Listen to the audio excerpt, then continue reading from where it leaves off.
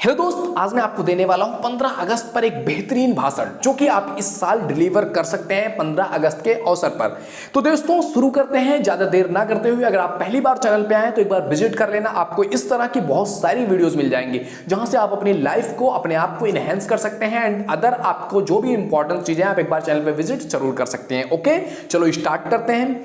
स्वतंत्रता दिवस 15 अगस्त को मनाया जाने वाला भारत का राष्ट्रीय त्योहार है और हम इसे बड़े उत्साह और देशभक्ति के साथ मनाते हैं। इस वर्ष हम अपना 75वां स्वतंत्रता दिवस मना रहे हैं। इस दिन हम उन महान योद्धाओं और स्वतंत्रता सेनानियों की स्मृति का सम्मान करते हैं जिन्होंने भारत को एक स्वतंत्र राष्ट्र बनाने के लिए अपने प्राणों की आहुति दे दी। जैसे जैसे भारत का 75वां स्वतंत्रता दिवस नजदीक आ रहा है, शिक्षकों तथा अक्सर छात्रों को शुभ दिन के लिए भाषण तैयार करने को कहा जाता है। यदि आप भी एक प्रभावशाली भाषण देना चाहते हैं तो इस वीडियो में अंत तक बने रहिएगा। देखो, जब भी आप भाषण का स्टार्ट करते हो तो आपको इस स्वतंत्रता दिवस का जो इतिहास है उस इतिहास को थोड़ा सा दोहराना चाहिए, उस इतिहास को लोगों के सामने रखना चाहिए। 15 अगस्त 1947 को भारत के इतिहास को स्वर्ण अक्षरों में लिखा जाएगा। 15 अगस्त 1947 का जो दिन है वो भारत के इतिहास के लिए एक स्वर्णिम दिन है। इसी दिन देश के आजाद होने पर भारत के प्रथम प्रधानमंत्री पंडित जवाहरलाल नेहरू ने लाल किले पर झंडा फहराया था। तभी से प्रत्येक वर्ष देश के प्रधानमंत्री लाल किले पर झंडा फहराते हैं, राष्ट्रगान गाते हैं और सभी शहीद स्वतंत्रता सेनानियों को 21 तोपों से श्रद्धांजलि दी जाती है। देश के प्रधानमंत्री हर साल देशवासियों के अपने भाषण के द्वारा संबोधित करते हैं और सेना द्वारा अपना शक्ति प्रदर्शन और परेड मार्च करते हैं। स्वतंत्रता दिवस के दिन सभी भारतवासियों के मन में देशभक्ति की भावना के साथ साथ पूर्ण जोश रहता है। आजादी के बाद भारत देश अब तक बहुत उन्नति कर चुका है।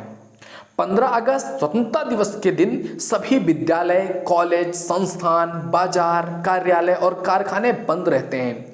इस दिन सरकारी छुट्टी होती है। जगह जगह पर झंडा फहराया जाता है। स्कूलों, कॉलेजों आदि में सांस्कृतिक कार्यक्रमों का आयोजन किया जाता है जिसमें सभी छात्र छात्राएं भाग लेते हैं और देशभक्ति के गीत गाते हैं। कोई कविता सुनाता है तो कोई सांस्कृतिक गीतों पर नृत्य करता है तो कोई स्पीच देता है, कोई किसी तरह से उन महान वीरों को याद करता है, उन महान वीरों को जो है हम उनके गुणगान करता है, उनके बारे में बड़ाइयां बयान करता है, उनको याद करते हैं। और बेसिकली ये दिन ही है उन्हीं का, उन्हीं देशवासियों की वजह से, उन्हीं स्वतंत्रता सेनानियों की वजह से, उन्हीं महान लोगों की वजह से आज हम ये दिन देख पा रहे हैं कि हम आसानी से बैठ करके अपनी बातों को रख पा रहे हैं, हम आसानी से बैठ करके अपना जीवन जी पा रहे हैं, हम बिना किसी के गुलाम हुए अपने मन की मर्जी का कर पा रहे हैं। अदरवाइज आपको पता होगा जब अंग्रेज भारत पर शासन कर रहे थे उस समय हमारी क्या हालत थी, किस तरह से हम दबाए जा रहे थे, किस तरह से हम सताए जा रहे थे। अंग्रेज हम पर जुल्म करते थे, अंग्रेज हम पर टैक्स लगाते थे, अंग्रेज हमें हमारी मर्जी का करने नहीं देते थे। अंग्रेज अपने कानून के हिसाब से इंडियंस को चला रहे थे। भारतीयों के पास अपना कोई कानून नहीं था, कोई अधिकार नहीं था। उनको जो भी अधिकार दिया गया था ब्रिटिशों की तरफ से दिया गया था और वो ऐसे ही अधिकार थे जो भारतीयों को नीचे लेकर के जा रहे थे। और इन्हीं सब मुश्किलों से, इन्हीं सब परेशानियों से निजात दिलाने के लिए हमारे देश के महान सेनापति, हमारे देश के महान सेनानी, फ्रीडम फाइटर्स जिन्होंने अपनी जान की आहुति देकर, अपने प्राणों की आहुति देकर हमारे भारत देश को स्वतंत्र कराया है और हमारे देश में स्वतंत्रता की लहर लेकर के आए हैं। आज वो तो जिंदा नहीं है इस दिन को देखने के लिए। उन्होंने अपनी जानों की आहुति दे दी, अपने प्राणों की आहुति दे दी, लेकिन स्वतंत्र भारत में एक दिन सांस भी नहीं ले पाए, एक सांस भी उनको नसीब नहीं हुआ कि वो स्वतंत्र भारत में सांस ले सकें।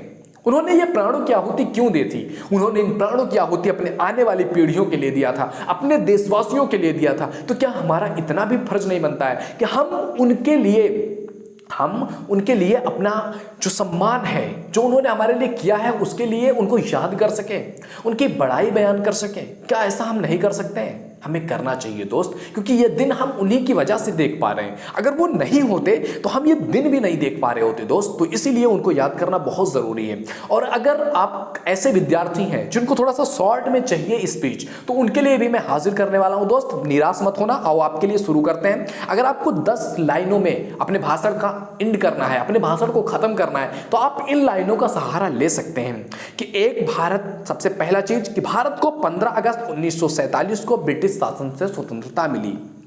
दूसरी चीज कि आजादी से पहले भारत एक ब्रिटिश उपनिवेश था और उस अवधि के दौरान हमारे लोगों ने बहुत कुछ सहा है और अपने प्राणों की आहुति दी है। तीसरी चीज कि स्वतंत्रता के बाद जन्म लेने वाले लोगों को गर्व महसूस करना चाहिए क्योंकि वो स्वतंत्र भारत में जन्म लेने के लिए भाग्यशाली हैं, इसलिए उन्हें हमारे स्वतंत्रता सेनानियों के बलिदान को स्वीकार करना चाहिए। फोर्थ, आजादी के बाद हमें अपना संविधान मिला और हम अपने मौलिक अधिकारों का आनंद लेने में सक्षम हैं। फिफ्थ, हम सभी को एक भारतीय होने पर गर्व होना चाहिए और हमें अपने भाग्य को प्रशंसा करनी चाहिए कि हम स्वतंत्र भारत की भूमि पर पैदा हुए हैं। एंड 6 नंबर कि 1857 से लेकर के 1947 तक भारत के इतिहास में हमारे महान नेताओं और स्वतंत्रता सेनानियों ने कई विद्रोह और बलिदान दिया है।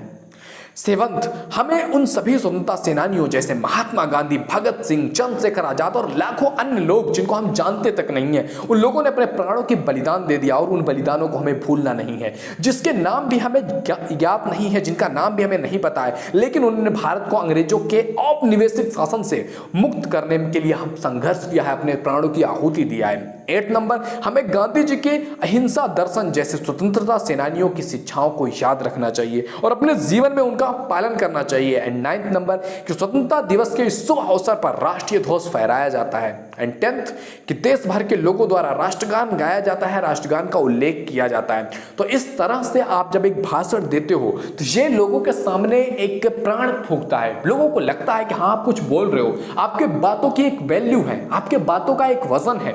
तो इस तरह से भाषण को रिप्रेजेंट करो दोस्त। आई होप अगर तुम इस भाषण को देख सुन रहे हो तो इसके बाद आपका भाषण एक नंबर होने वाला है, एक नंबर आप जाकर के स्टेज पर फाड़ने वाले हो और एक नंबर आप स्पीच देकर के आने वाले हो। तो प्लीज अगर आपको ये वीडियो काफी महत्वपूर्ण लगा है एंड ये वीडियो आपको पसंद आया है तो please share it to others, इसको शेयर करो ताकि और भी लोगों तक ये चीजें पहुंच सके और भी लोग अपने भाषण को अच्छे तरीके से दे सके दोस्त। तो आई होप जरूर आप शेयर करोगे, आपके पास जितने भी ग्रुप्स हैं, चाहे आप फेसबुक पर हो, इंस्टा या फिर आप फेसबुक यूज कर रहे हो या व्हाट्सएप यूज कर रहे हो, आप सभी ग्रुप्स में शेयर करो, लोगों तक पहुंचाओ। शेयरिंग इज केयरिंग मेरे दोस्त। ओके, मिलते हैं आपसे अगले वीडियो में। आपको और भी चीजें जो चाहिए इस चैनल पर आपको बहुत कुछ मिलने वाला है, आप एक बार जाकर के चैनल पर विजिट तो करो, हो सकता है ये चैनल आपके लिए एक लाइफ चेंजिंग हो सके एंड आपको बहुत कुछ यहां से सीखने को मिल जाए। तो एक बार जाकर के चैनल पर विजिट जरूर कर लेना, एक बार मेरे कहने से केवल जाकर के देख लेना। अगर आपको पसंद नहीं है बिल्कुल सब्सक्राइब मत करना, आप जाकर के एक बार देखो तो सही। ओके, मिलते हैं आपसे अगले वीडियो में, तब तक के लिए जय हिंद, जय Bharat, thank you, bye bye.